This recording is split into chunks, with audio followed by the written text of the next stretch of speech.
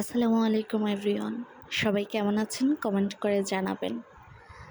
সকালে ঘুম থেকে ওঠার পর হয়তোবা আমার মতো প্রায় বেশিরভাগ মেয়েদেরই চিন্তা থাকে একটাই, যে আজকে কি রান্না করব। এই একটা চিন্তা নিয়ে ভাবতে ভাবতে প্রায় 1 ঘন্টার মতো চলে যায় যে আসলে কি রান্না করা যায় আজকে। আমি তো ফ্রিজ খুলে সবজিগুলোর দিকে তাকিয়ে ভাবি যে আজকে কোন সবজি দিয়ে কি রান্না করা যায়। মাছ রান্না করব নাকি ডিম করব নাকি মুরগি করব। আমার মতো এই সমস্যায় কে কে ভুগছেন সেটাও কমেন্ট করে জানাবেন। সকালে নাস্তাটা নিয়ে এতটা ভাবার প্রয়োজন হয় না, কারণ সবাই রুটি খায়, সো এটা নিয়ে কোনো চিন্তা নেই। কিন্তু দুপুর এবং রাতের জন্য কি রান্না করা যায় সেটাই হচ্ছে সবথেকে বড় বিষয়। তো আজকে যেহেতু শুক্রবার, এই জন্য আমি পোলাও করব, ডিমের কোরমা করব, আর হচ্ছে গরুর মাংস রান্না করব।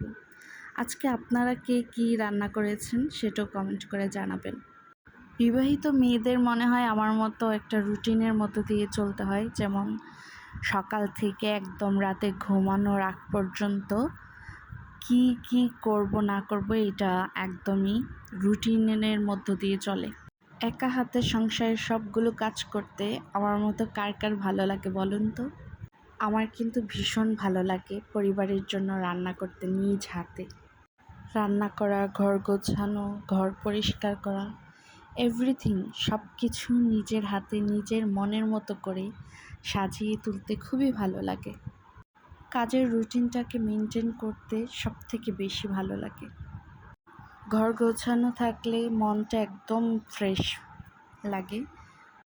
আর সবথেকে বেশি ভালো লাগে যখন মজার মজার রান্না করার পর পরিবারের সামনে পরিবেশন করার পর যখন সেই খাবারটা খেয়ে পরিবারের সদস্যরা প্রশংসা করে মজা হয়েছে, এই কথাটা শুনতে আরও বেশি ভালো লাগে। মনে হয় যেন সারাদিনের কর্মব্যস্ততা বা কাজকর্ম সব কিছুই যেন সার্থক হয়ে উঠেছে এই সামান্য একটি কথাই, প্রশংসা। ছোট্ট একটা শব্দ, কিন্তু একজনের মনে কতটা প্রফুল্ল তৈরি করে দেয়। অন্যান্য দিনগুলোর থেকে আমার কাছে মনে হয় শুক্রবারের দিনটা একটু বেশি ব্যস্ততার মধ্যে দিয়ে যায়, কিন্তু সবাই একত্রে যখন খেতে বসা হয় তখন আসলে এতগুলো কাজকে আর ভয় পাওয়া লাগে না।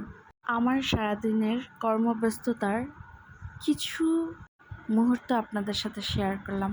আপনারা কে কী কাজ করেছেন বা আজকের দিনটা কিভাবে কাটিয়েছেন সেটা কমেন্ট করে জানাবেন। আল্লাহ হাফেজ।